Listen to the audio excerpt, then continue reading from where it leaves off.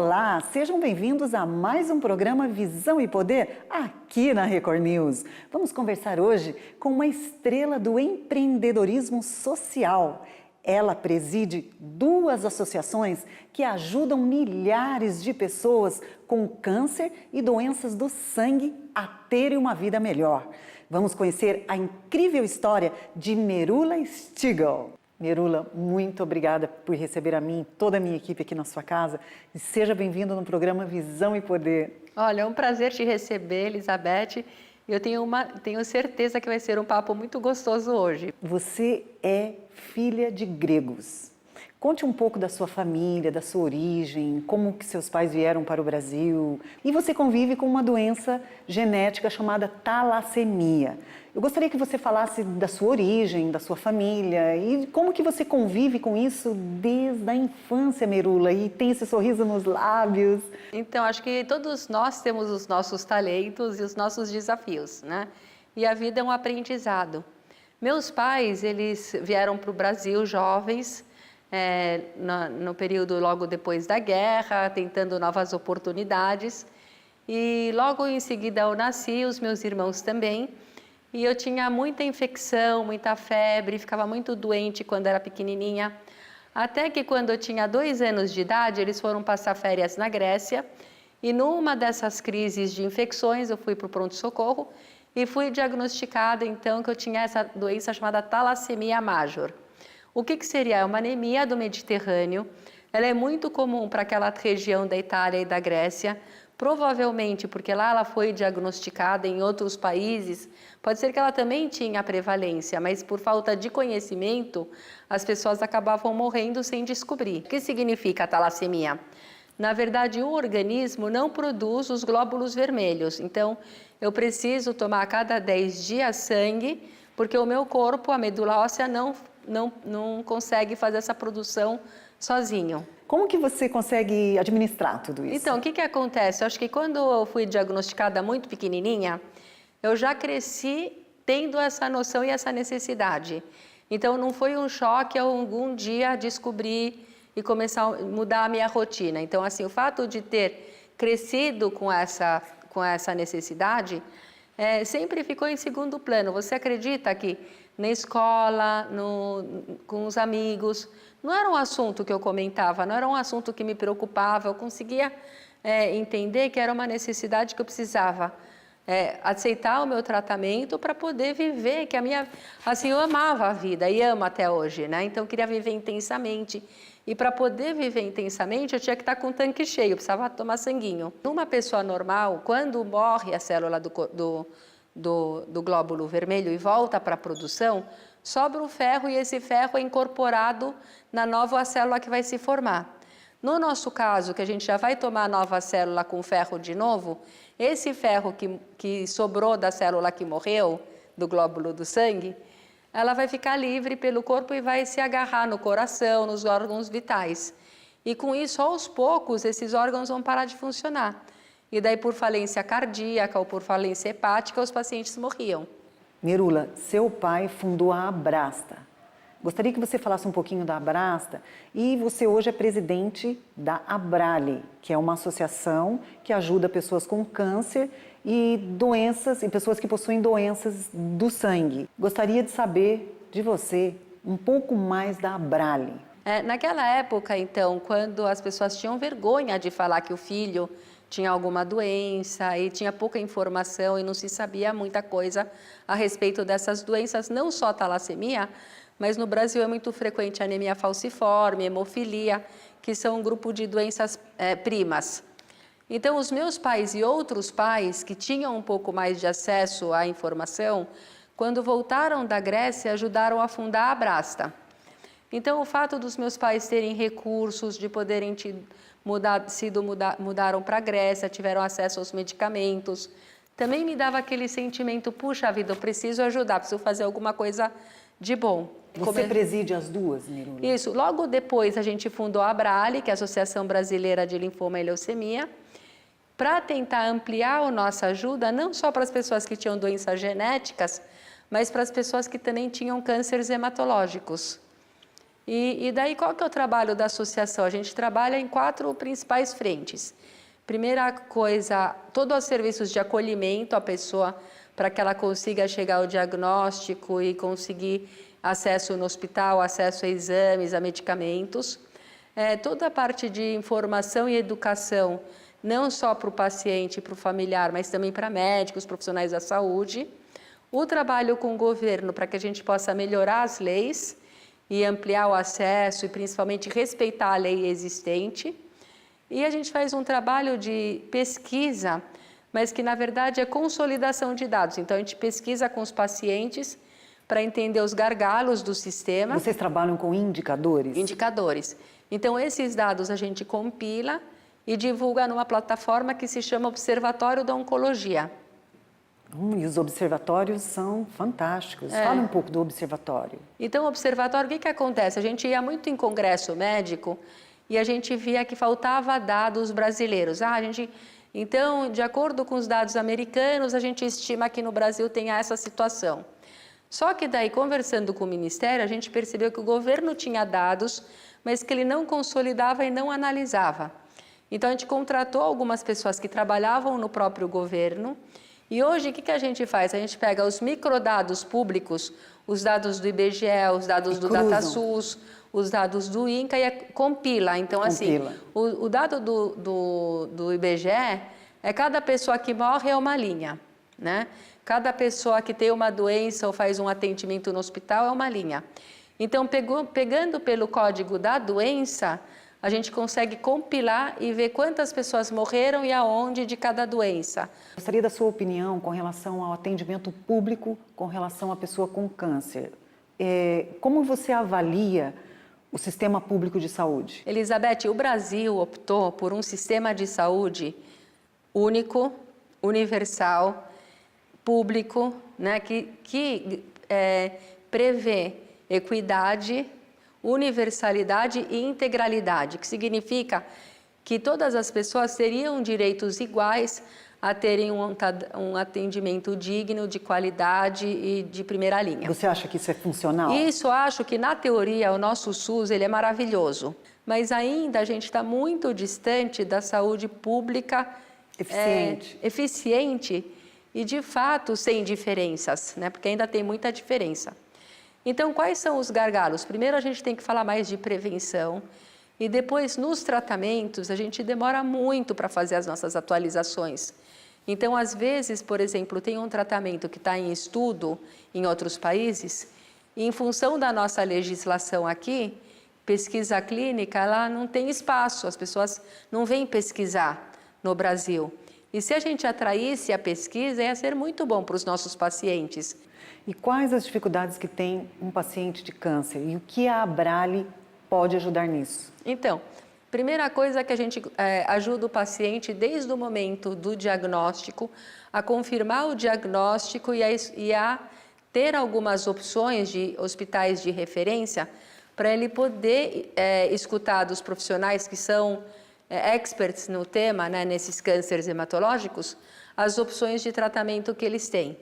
A gente ajuda o paciente a vir de outras regiões, a gente ajuda o paciente a conseguir uma vaga no hospital, muitas vezes até com os planos de saúde que negam os remédios, negam os exames, a gente faz essas negociações para que o paciente possa ter acesso aos tratamentos. Isso para todos os tipos de cânceres de sangue.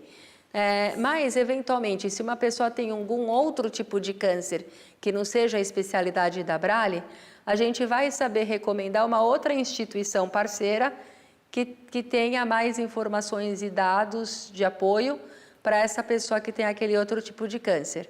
Então, assim, tem livros sobre os direitos dos pacientes, porque o paciente tem muitos direitos. Por exemplo, sacar o fundo de garantia. Por exemplo, está isento do rodízio em cidades como São Paulo. Por exemplo, comprar um carro sem impostos. E muitas vezes as pessoas desconhecem esses direitos. E os médicos acabam também não tendo tanta informação para passar para o paciente. Qual a sensação de ouvir de um paciente, de um paciente que passou pela Abrale que foi curado? Nossa, não tem preço, é muito bom. É muito gratificante, porque assim, a gente sabe que Deus está no comando. E quando a gente vê que os pacientes eles conseguem encontrar essas forças, enfrentar o tratamento com coragem, com fé, com determinação, sabe, seguindo à risca o que foi planejado e alcançam a cura, nossa, é um momento de celebração, é um novo nascimento. Em 2013, você ganhou um prêmio de empreendedorismo social. Como você vê essa área no Brasil? Foi muito interessante porque, assim, foi a Schwab Foundation, é uma fundação europeia, que é o braço social do Fórum Econômico Mundial. E eles têm um trabalho muito grande de reconhecimento a empreendedores sociais, e saúde é uma área de atuação que tem muito pouco empreendedorismo social, mas sabe o que aconteceu? Foi aquela coisa assim, puxa, agora eu tenho que superar, né? Tenho que se surpreender, não posso ficar só nesse patamar, porque você recebe esse reconhecimento do trabalho e parece que é uma provocação, e aí, o que mais que vai acontecer? Vai parar nisso? Né? Então, a partir desses debates com as pessoas que fazem parte desse universo social no mundo, né? Lideranças que estudam, que são preparadas para realmente trazer um impacto social e diminuir as desigualdades sociais, foi muito bom assim participar desses debates e falar, puxa vida, de que forma que a gente poderia estruturar e trazer para o Brasil essa vontade da sociedade para participar, para a gente ter um país mais igualitário. Então, a gente estruturou o movimento Todos Juntos contra o Câncer, que nasceu justamente depois que a gente recebeu o nosso reconhecimento de empreendedor social. Eu gostaria que você falasse do movimento Todos Juntos contra o Câncer. Então, Elizabeth, o que acontece? Existem 315 hospitais que tratam pacientes com câncer e mais de 400 associações... No Brasil? No Brasil. E mais de 400 associações que apoiam pacientes ou associações médicas ou casas de apoio onde os pacientes ficam enquanto eles estão em tratamento. Então, todo esse grupo, né, de pessoas envolvido para tentar amenizar o sofrimento e a dor de alguém que passa pelo câncer. E a gente tem, como a gente falou, o SUS, que tem uma pretensão de ser um plano gigantesco, igualitário, universal, integral. E muitas coisas do SUS a gente sabia que não estavam sendo implementadas conforme a lei previa. Então, o nosso chamado a todo esse conjunto de organizações foi: vamos trabalhar juntos para a gente conseguir ajudar o SUS a implementar a Política Nacional de Prevenção e Controle do Câncer como ela foi prevista. Então, o que acontece? Mais ou menos 50 organizações aceitaram esse convite e a gente trabalha juntos agora. Uma vez por ano, a gente organiza um grande congresso de debates de todos os aspectos da rede de câncer, discutindo os gargalos, as dificuldades enfrentadas pelos pacientes, o financiamento. E é muito legal no movimento que tem atores de outros segmentos. Então, a gente traz economistas, advogados, a mídia, médicos, pacientes, governo, instituições médicas, hospitais, todos juntos com o foco de melhorar a política de acesso ao câncer. E a gente tem uma declaração que foi consolidada depois dos congressos, que tem 5 pilares, então, prevenção, tratamento, gestão, cuidados paliativos e diagnóstico. E nessa declaração a gente aponta quais são os projetos que a gente quer fazer junto, as ações que a gente quer fazer junto quanto rede, para garantir que essa política seja implementada. Merula, um momentinho para os nossos comerciais. Voltamos já para o nosso bate-papo com Merula Stigl.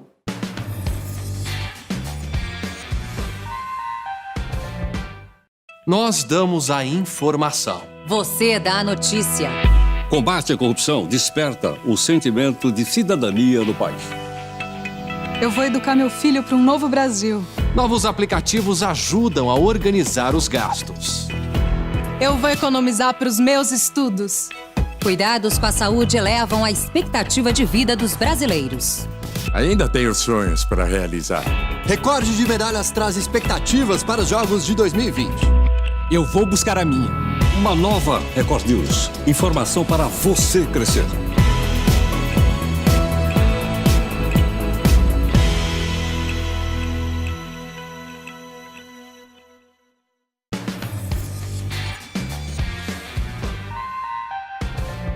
voltamos para o nosso bate-papo com Merula Stigl. Você é uma mulher assim com uma história de vida fantástica e quem te vê acha que você sempre atuou na área social e você já atuou em outras áreas. Qual é a sua formação? E fale um pouquinho sobre essas áreas que você já atuou. Com 15 anos eu já fui fazer um curso de modelo, apesar de ter 1,50 m naquela época, porque eu queria ensinar as minhas amigas que eram altas e bonitas a desfilarem para mim poder vender roupa na escola, que era o colégio americano, e as professoras falavam, onde comprar isso? Eu falava, deixar comigo. Então, logo eu comecei organizando desfiles em restaurantes, 4 desfiles por ano e vendia muito. Então, depois dessa atividade com confecção, com desfiles, que eu me envolvi na minha adolescência, aos 18 anos, meu pai abriu uma agência de viagens e a gente acabou se dedicando nessa área do turismo e queria fazer uma coisa que não fosse tão tradicional. Então, a gente inovou fazendo viagens para jovens aventureiros, levando para Indonésia, Coreia, Japão, África do Sul, Seychelles, Maurícios, todos os surfistas, jovens que queriam... E você junto? E eu junto, sempre acompanhando. E sempre tendo que voltar em 10 dias também, né? Porque tinha esse detalhe. Então, assim, era um turismo bem diferenciado do que a gente tem hoje, né? E a gente conseguia fazer uma coisa bem, assim, inovadora, não só por causa dos destinos, mas todo o preparo e o capricho com os detalhes da viagem. Daí tinha um detalhe, eu adorava cozinhar. Em função desse hobby, que era a culinária, que era a cozinha, toda vez que eu viajava, eu trazia alguma panela, algum utensílio diferenciado para minha cozinha. E daí, em 91, abriu o mercado, Collor, né, ele abriu o mercado no Brasil para importação. E justamente nesse ano, na verdade, que eu casei, em 91. Nos preparativos para a lua de mel, eu descobri nos Estados Unidos que tinha um lugar na Quinta Avenida, 225 da Quinta Avenida, que é um showroom de tudo que é atacado para a cozinha, para casa. E eu enlouqueci, eu falei, gente do céu, eu tinha que ter um negócio desses no Brasil. Óbvio que não dava para fazer um showroom de vários atacadistas, mas o que eu fiz? Eu comecei a distribuir, peguei a representação de vários fabricantes que fabricavam coisas para casa e para cozinha, especificamente, que era o que eu gostava. E daí eu importava essas coisas dos Estados Unidos, da Itália, da Alemanha, mais tarde da China, da Índia, e distribuía aqui para as lojas de presentes. Quantos anos você tinha nessa época? Nessa época, 24. De jovenzinha. E já atuante. Já atuante, né? Então, assim, vendia muito para Cleusa Presentes, Mickey, todas as lojas no Rio, Raquel Presentes, e também supermercados, Pão de Açúcar, Carrefour, tinham essa área de utensílios e a gente fornecia para eles. E daí, então, no ano de 2000, que eu, aos pouquinhos, continuei a minha atividade como distribuidora de coisas para casa, mas aos pouquinhos fui me encantando com o mundo social. E o que aconteceu? Depois, quando a gente fundou a Brale, a minha intenção era conseguir alguém, um executivo que tocasse os projetos, para mim continuar minha atividade comercial, mas trabalhar voluntariamente com um grupo qualificado assim, na área social. E eu fui fazer uma pós-graduação, um curso de extensão na GV, de terceiro setor. Mas eu lembro, no primeiro dia que eu cheguei no curso, eu já falei assim, olha, eu não me interesso pelo setor, terceiro setor, eu só vim aqui porque eu quero contratar um executivo para cuidar da minha causa. Daí o professor falou, interessante, eu vou te ajudar, vamos entrevistar as pessoas que estão aqui para a gente ver se tem alguém que tem interesse. Eu acho que todos nós temos os nossos talentos e os nossos desafios e a gente vai ter que prestar contas no final, né? E eu percebo que a vida é um exercício para o nosso crescimento espiritual. E você poder ter essa noção que a vida é muito curta, que a vida tem que ser intensa desde sempre, desde pequena, te dá um senso de responsabilidade, de consciência maior e de urgência. Então, eu acho que assim, as pessoas que elas têm saúde, elas deixam os planos para depois. Depois, quando eu passear pelo mundo inteiro, daí eu vou casar, e daí depois um dia eu vou pensar em ter filhos, e um outro dia mais para frente eu vou comprar uma casa. Só que quando você pensa que a vida vai ser rápida, que vai ser curta, você fala, gente, eu tenho que aprender tudo agora, eu vou fazer muitas línguas. Então, eu aprendi 6, 7 línguas. Olha, não vai dar tempo, eu preciso casar. Então, com 17 anos, eu já comecei a procurar o marido. Com 21, eu encontrei, com 24, eu já tinha filhos. Então, assim, eu falei, olha, a gente vai casar, mas calma, por que você está pressa? Não, porque a gente tem que ter filhos. Merula, fale um pouco sobre seu cotidiano, sua rotina de vida, seu dia a dia. Bom, primeiro que eu adoro trabalhar, né? Então, assim, acordo já pensando nos projetos e vou dormir bem tarde pensando nos projetos. Mas hoje em dia, em função da minha, assim, fragilidade com a saúde, né? Eu preciso fazer bastante exercício. Então, eu já começo o dia fazendo yoga. E nos dias que eu não tenho yoga de manhã, eu tenho que fazer fisioterapia para fortalecer um pouco a musculatura, etc. Uma vez por semana, eu reservo para tomar transfusão. 2 dias eu estou no escritório, em reuniões no escritório. Os outros 2 dias eu tenho reuniões fora, agendo compromissos que nem esse que a gente está aqui agora. Viajo bastante, então acompanho bastante os congressos internacionais que acontecem nessa área do câncer. O que te motiva hoje em dia? Tem alguns sonhos? O que você já conquistou? Já conquistou tudo? Ser avó, você acredita? Ser avó, que delícia! Então, assim, agora é muito engraçado, porque assim, quando eu comecei a pesquisar para ser mãe, tinha pouquíssimos pacientes que tinham tido filho, né? E agora eu conheço já 2 que foram avós, na Grécia, que são pacientes e tiveram netos. Então, eu já falo para minha filha, vai, vamos rápido, que eu quero ser avó. Acho que todo mundo que tem filho sonha um dia em ser avó, né? Com certeza. Mas eu acho assim, eu vejo que tem tantas possibilidades da gente fazer mais, né, pelo nosso país, que eu sonho assim que todas as pessoas elas tenham oportunidades iguais para ter acesso à saúde, à educação, à segurança. Então eu sonho em ver o meu país assim no momento político menos turbulento, mais seguro, mais igualitário, que a gente consiga, né, praticar. É tão interessante. Jesus falou, amai ao próximo e amai a Deus sobre todas as coisas. E a gente já passou 2000 anos e a gente não conseguiu colocar isso em prática.